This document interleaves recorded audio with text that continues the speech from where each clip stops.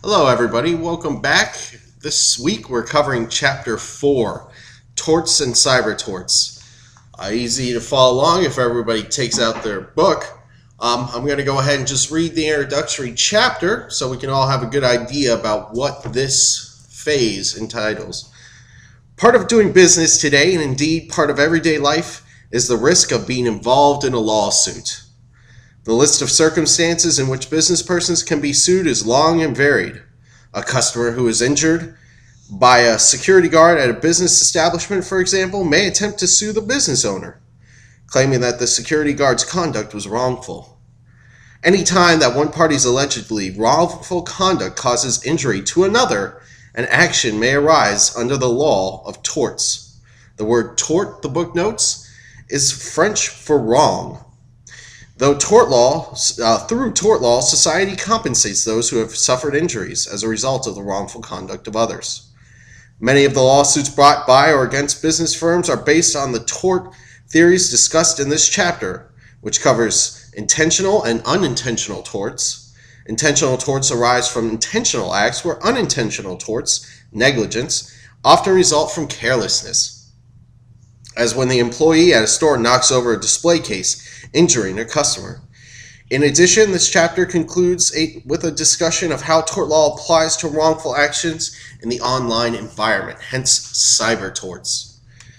So let's begin discussing a little bit about how the book outlines what exactly a tort is. The book notes, two notions serve as the basis of all torts: wrongs and compensations. So we're talking about two items, wrongs and compensation.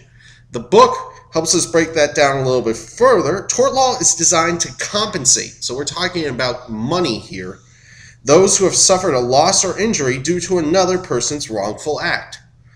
In a tort action, one person or a group brings a lawsuit against another person or group to obtain compensation, monetary damages, or other relief from the harm suffered. I just want you to remember from earlier in the semester where I drew the picture on the board when we talked about torts, I showed that we're talking about two people, or essentially a group of people versus another group of people, or one person versus a group of people. But we're talking about actions that involve people suing each other. This is different, much different than criminal law, where you have the state or the federal government going after an individual. So keep that in mind. We're in the realm of what they call civil law and civil litigation. We're talking about people having lawsuits against other people. The purpose of tort law, the basic purpose of tort law, is to provide remedies for the invasion of various protected interests. Society recognizes interests in persons' physical safety, and tort law provides remedies for acts that cause physical injury or that interfere with physical security and freedom of movement. Tort law itself is extremely old. In fact, it was developed thousands of years ago in some of the early codes that we have written down in history.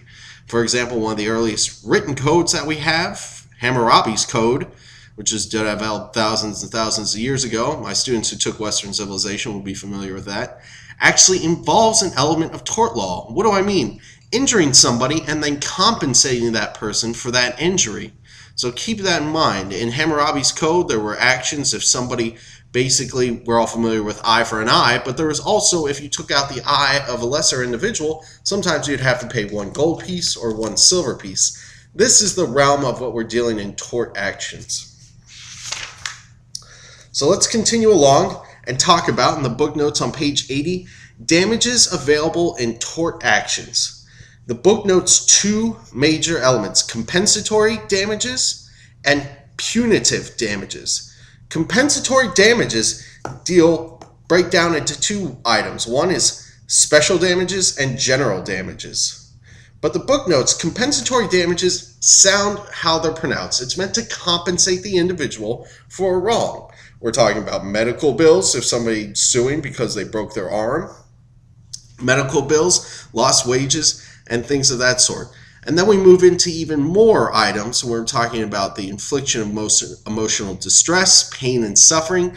But the idea behind compensatory damages is paying off an individual for suffering that they had gone through, whether it's physical, and we're talking about paying medical bills or lost wages, or whether it's the idea of pain and suffering.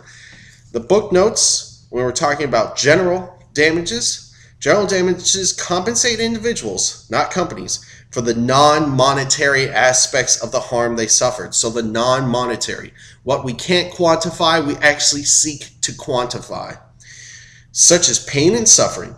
A court might award general damages for physical or emotional pain from suffering, loss of companionship, loss of consortium, losing the emotional and physical benefits of a spousal relationship, disfigurement, loss of reputation, or loss of impairment of mental or physical capacity. So the things we can't readily quantify, the things essentially that we don't have a bill for. Everything else is special damages when we're talking about things that we have a bill for. Hey, I've got a bill here. You know, this is my car that was destroyed, or this is my medical bill.